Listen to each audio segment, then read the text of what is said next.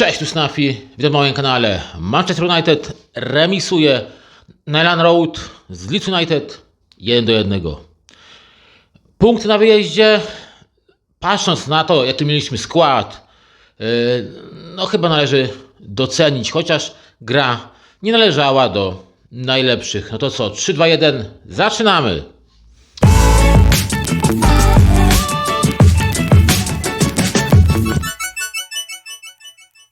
No więc jak powiedziałem, 1-1 na Elland Road, bardzo trudny teren, z drużyną Leeds United, z drużyną, która nas po prostu nienawidzi.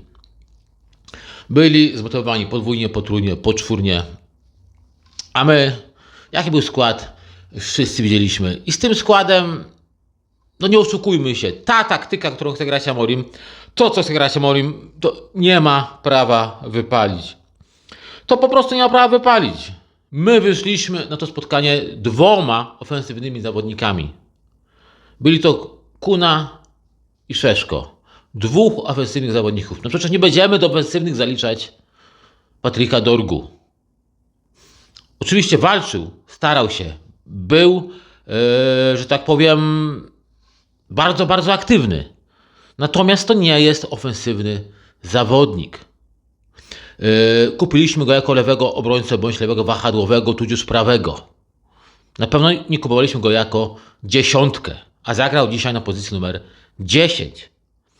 Także no skład mocno, ale to mocno okrojony. No wiadomo, kontuzje. Wiadomo, wyjazd na Puchar Narodów Afryki. Ale z drugiej strony, no dobierzmy taktykę do składu, jaki posiadamy. Dlaczego nie możemy dobrać taktyki do składu? A nie cisnąć na siłę te ustawienia są trójką obrońców i wahadłowymi. To nie miało prawa wypalić tak naprawdę. No i w gruncie rzeczy to przecież nie wypaliło. Bo my tak naprawdę nie wiadomo, co chcieliśmy grać. Ja nie mówię, że nie było tam aktywności w naszej grze. Ale w dalszym ciągu nie było widać, co my chcemy grać. Jeśli dochodziliśmy do sytuacji podbramkowej, no nie bardzo wiedzieliśmy, co chcemy grać. I wiecie, no brakuje tutaj na pewno Bruno, który by te piłki gdzieś rozdzielał, no ale go nie mamy i trzeba to dostosować do warunków, jakie są.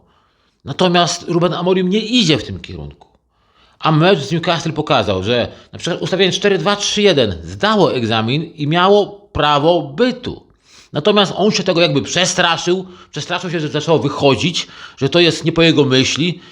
Może on chciał, wiecie, zrobić na złość kibicom, powiem, dam wam z czwórką i zobaczycie, że też nie będzie działało. A tu guzik tego planu może i zadziałało. Pokazało to, że tutaj czujemy się w miarę dobrze, natomiast już nawet na drugą połowę z Newcastle wyszliśmy z innym ustawieniem, z innym nastawieniem. No i mecz z Wilkami, to już wiadomo, trójeczka obrońców. No i dzisiaj to samo wychodzimy. No jakim prawem, ja się pytam, jakim prawem wychodzimy z takim ustawieniem? No to nie miało prawa się udać. I było naprawdę, no ciężko, walczyliśmy, ale było ciężko, nie było zbyt dużo naszych składnych akcji. A jak już coś stwarzaliśmy w tym meczu, no to była wielka nieskuteczność. Jeśli chodzi o strzały. O wykańczanie tych akcji, które tam z wielkim trudem stwarzaliśmy. No cóż, Leeds, no mówię, oni byli nastawieni poczwórnie, albo jeszcze bardziej, że tak powiem, jeśli chodzi o ambicje, o wolę wygrania tego meczu. Wiadomo, no mówię, no dwie drużyny, które się nienawidzą i grają u siebie. Natomiast my, no jedyna skuteczna metoda, jaka mogła być w dzisiejszym spotkaniu, to tak naprawdę gra z kontry. Przy tym, że graliśmy tylko z dwójką ofensywnych zawodników, no to gra z kontry. Szybkie przejęcie piłki i kontrujemy na szybkiego Dorgu, który może gdzieś tam dogra piłkę do Szeszko lub sam gdzieś pójdzie na bramkę. No bo kto tam więcej miał szaleć? No Kuna z przodu, okej, ale on nie jest taki szybki, tak? On tą piłkę może przytrzymać, co z nią zrobić, zagrać gdzieś do kolegi, o ile nie jest akurat w trybie samoluba, tylko w trybie kolegi. No i cóż, no strzelił się bramkę po dobrym podaniu. To była dobra zmiana. Wejście Zirkse było kluczowe dla tego meczu, dla tego wyniku. Bo to była naprawdę dobra zmiana.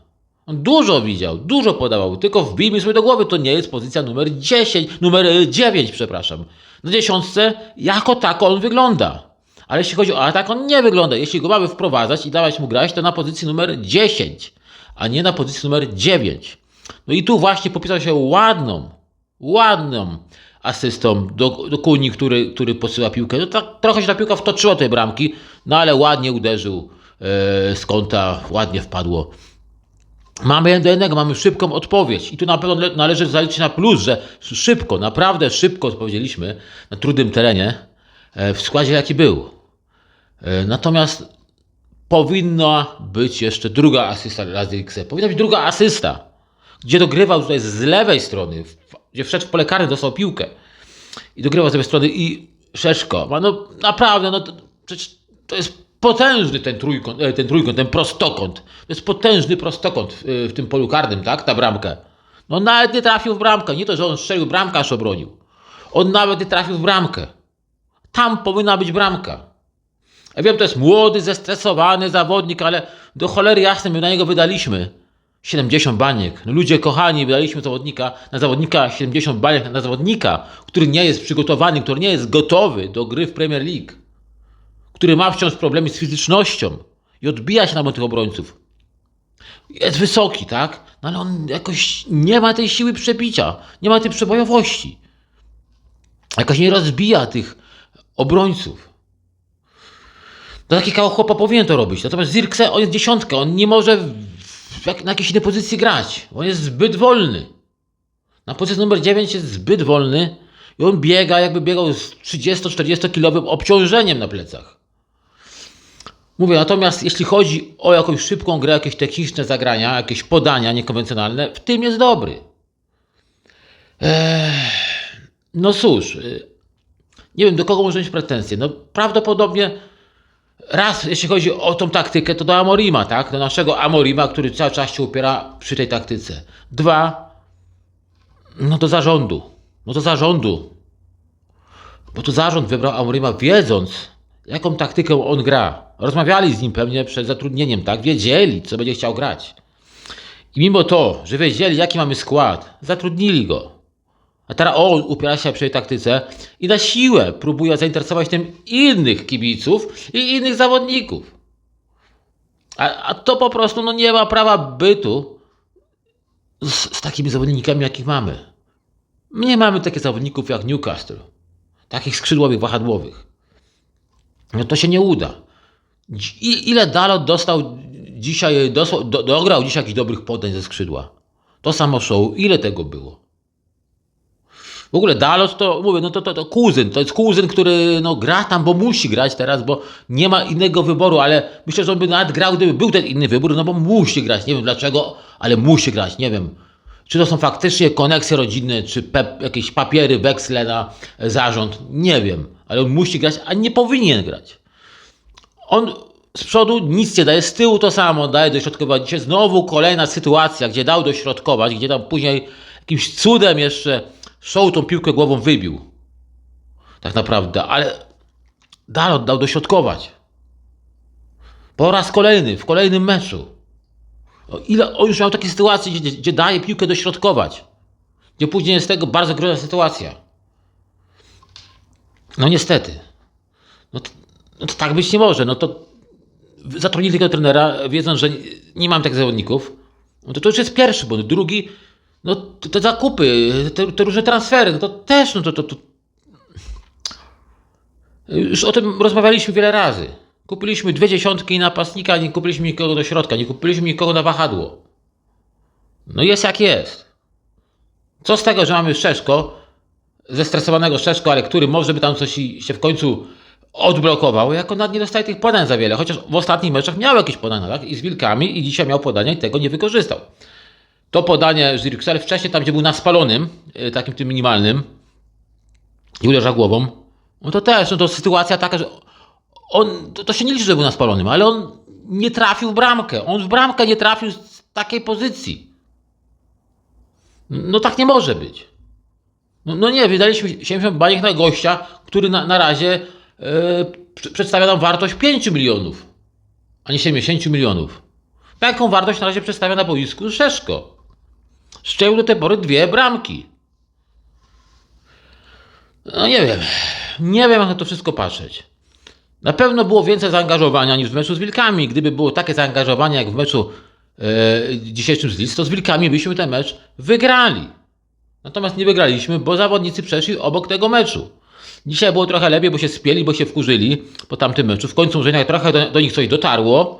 Natomiast my nie mieliśmy środków do tego, żeby ten mecz wygrać. No nie da się wygrać 2 ofensywnymi zawodnikami. Cała ławka młodych, żaden z nich dzisiaj nie wszedł. Żaden z nich dzisiaj nie wszedł, bo Ruben Amorim się obsrał. No tak, powiedzmy sobie szczerze, obsrał się i nikogo już nie wstawił więcej. Oprócz Zirksa nikogo więcej nie wstawił. Ja mówię, jest ryzyko wystawiając kogoś w obronie młodego, niedoświadczonego, że może popełnić błąd i wtedy stracić bramkę. Jest ryzyko. Ale w ofensywie naprawdę w ofensywie nie jesteśmy w stanie nawet na ostatnie 10 minut wstawić jakiegoś ofensywnego zawodnika czy napastnika. Ja tego nie rozumiem. Ja tego nie rozumiem. Dać jakiś powiew świeżości tej drużynie. No niestety, ale no niestety, ale nasz trener po prostu, no nie wiem, zabrakło mu odwagi, zabrakło mu po prostu odwagi w tym wszystkim. Nie wiem, może się zadowolił tym remisem i chciał go dowieść do końca. Ale mówię, jeśli grasz, wystawiasz w ataku jakiegoś młodego, w ofensywie jakiegoś młodego, za wiele nie ryzykujesz. Mówię, obrona tak, atak to nie jest takie ryzyko. Natomiast jeszcze jedna sytuacja, nasza strata bramki. Teraz wszyscy mówią, że błąd Hebena. No oczywiście, był tam błąd Hebena, który dał się, że tak powiem, przegrał pojedynek. Powiedzmy tak, przegrał pojedynek w dobiegnięciu do piłki. Rywal był szybszy, wbiegł przed niego, nie dał go rady powstrzymać. Mamy bramkę na 1-0, tak? Tracimy bramkę na 1-0. I to był jego błąd w dzisiejszym meczu, tak. Ale ogólnie on dzisiaj źle nie zagrał. Ogólnie, tak rzecz biorąc, nie licząc właśnie tej sytuacji, on naprawdę wyglądał pewnie na tym boisku. Naprawdę ratował nas w wielu sytuacjach. Grając na wyprzedzenie, gdzieś wybijając tą piłkę, nawet spokojnie rozgrywając, nie wybijając na pałę. Także zdarzyło mu się coś, ale pamiętajmy, on ma bodajże dopiero 19 lat. 19 lat! I gra na środku obrony. Na bardzo, bardzo wymagającej, odpowiedzialnej pozycji. Mówię, to się przytrafiło, ale oprócz tego on zagrał naprawdę bardzo, bardzo przyzwoity, poprawny mecz. Natomiast jeszcze do tej bramki wracając, to wszystko się zaczęło od kolejnego złego podania Dalota. Podał pod nogi przeciwnika. I od tego zaczęła się ta szybka akcja. Od złego podania Dalota. Kolejnego zresztą. Kolejnego złego podania. Mówiłem, Kuzyn się nie nadaje na żadną pozycję. Na żadną. On skoro ma taki dobry wyrzut z autu, niech siądzie z tymi chłopcami tam z boku do podawania piłek i niech piłki podaje. Rękoma. I tyle. Bo to się zaczęło od niego. Mówię, później spadła wina na Hebena. Ale to się zaczęło od Kuzyna, tak? To się zaczęło od Kuzyna. I tutaj to są fakty. To są fakty, to nie są jakieś domysły, to są fakty. I mówię, ja nie będę tutaj ganił Hebena. To jest 19 lat zawodnik. On może popełniać jakieś błędy jeszcze w swojej karierze, tak? I będzie popełniał, ale będzie też miał dobre mecze i dobre zagrania.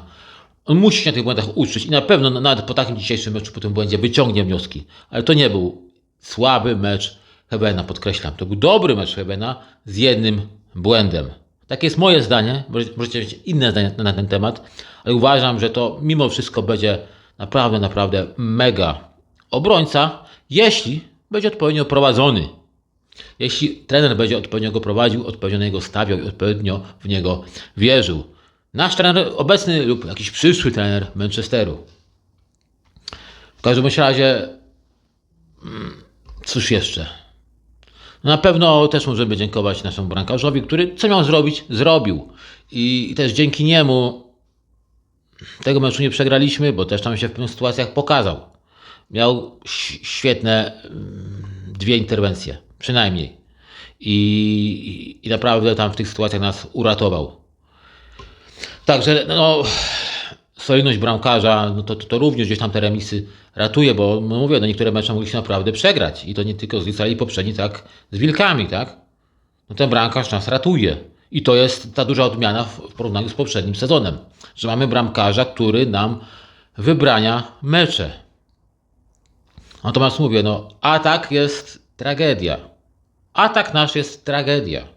Jeszcze raz muszę do tego wrócić, bo my naprawdę potrzebujemy doświadczonego napastnika.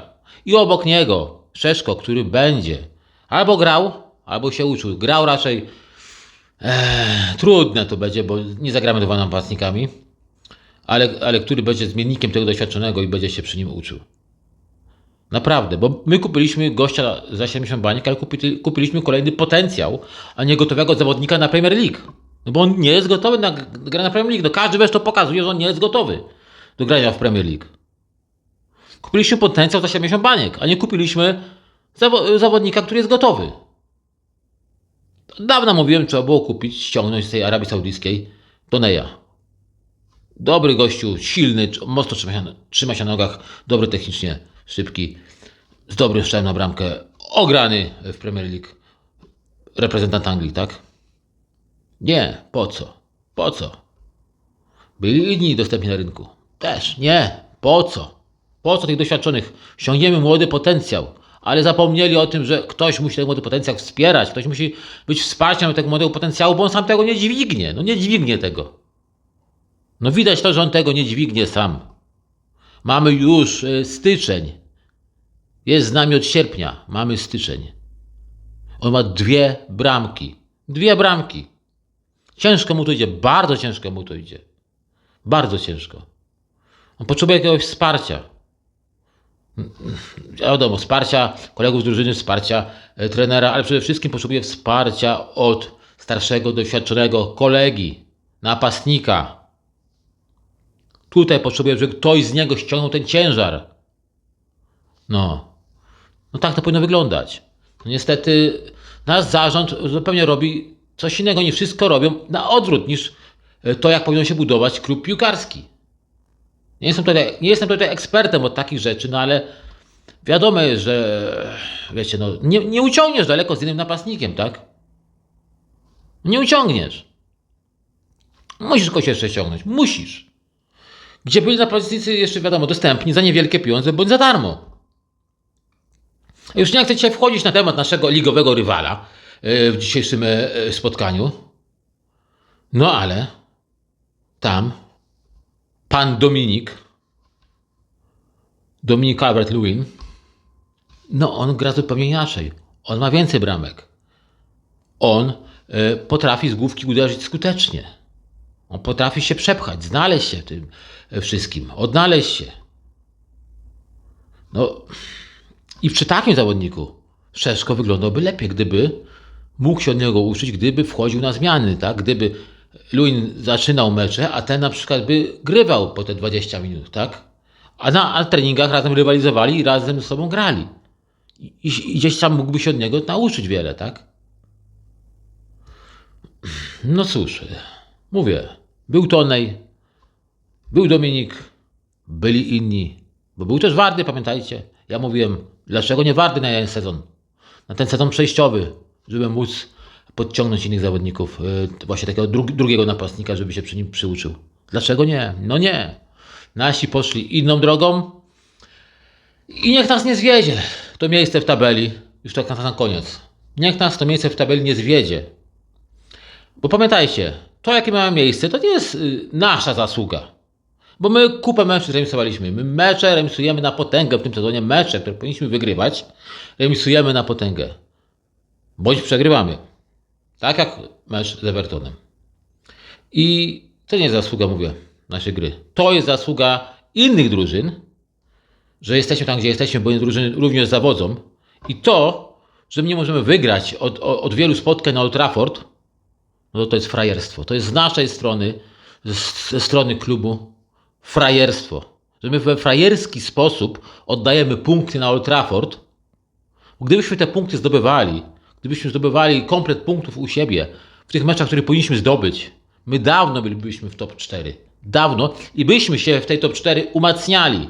Bo inni gubią punkty, a myśmy punkty zdobywali. Byśmy się umacniali na pozycji w top 4. Jeśli ze mną zgadzacie, piszcie w komentarzach. Jeśli nie, również piszcie. Możemy na ten temat podyskutować. A dzisiaj to było na tyle. W środę mecz z Burnley. Zobaczymy, co tam wymyśli nasz Traneiro. No to co? Lajkujcie, subskrybujcie. Trzymajcie się. Na razie. Hej!